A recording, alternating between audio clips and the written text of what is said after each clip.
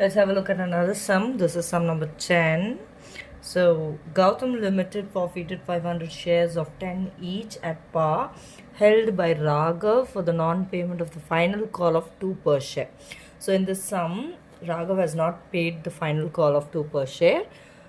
So, they are forfeiting it. Okay. They have not mentioned how much they have paid, so we assume that the face value is going to be the called up value. The shares were forfeited and reissued to Madhan at 8 per share. Show the journal entry for the forfeiture and reissue. So they've asked a journal entry for forfeiture as well as reissue. So let's get into the format. So first let's start by giving the forfeiture entry, which will be equity share capital account debtor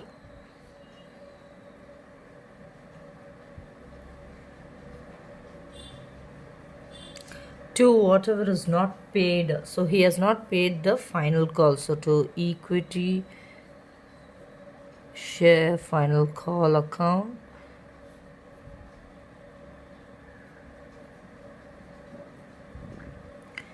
to equity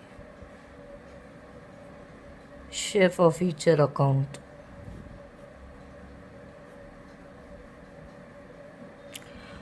Which will reflect the amount paid.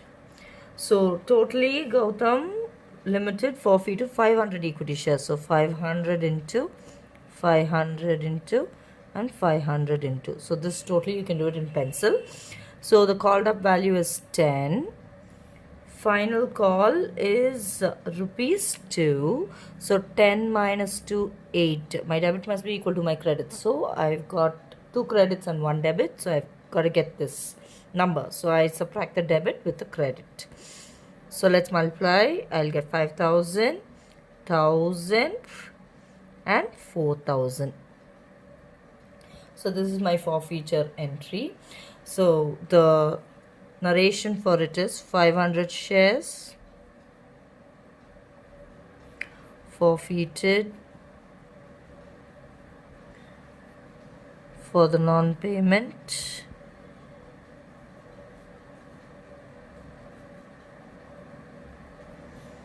of final call. So forfeiture is done. Now these forfeited shares are reissued to another person who is Madhan at 8 per share. So we got to give a reissue entry also. So the reissue entry is going to be bank account data.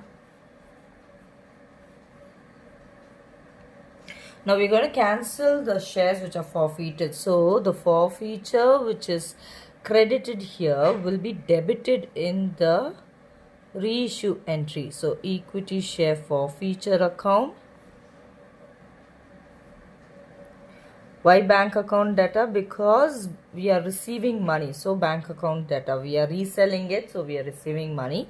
And that money is transferred into equity share capital account. Because this is a reissue, the money goes into the capital account. So the same number of shares are being reissued. So 500, 500 and 500. So it is reissued at rupees 8 per share. So bank is going to be 8.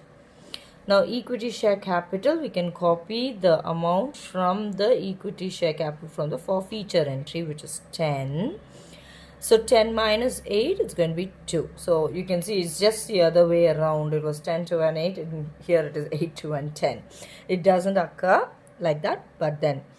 So here it is 4,000, 1,000 and 5,000. So we can give the narration as 500 shares reissued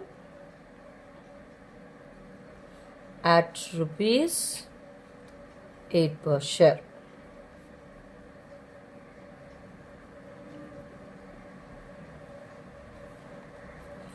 So we do have another entry. Once we finish the reissue, we're going to give the profit on reissue entry, which is equity share forfeiture account debtor to capital reserve account. So the profit that you earn out of this, it will be transferred to a capital reserve account.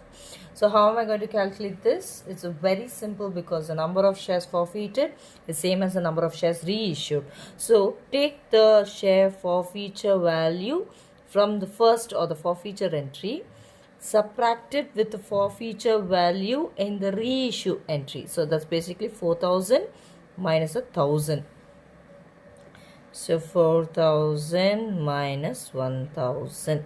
This is what we're going to do. So 4,000 minus 1,000 is 3,000.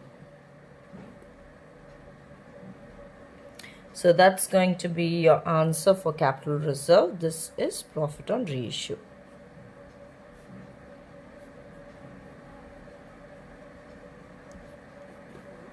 So whenever we have a reissue, we have to give a profit on reissue also.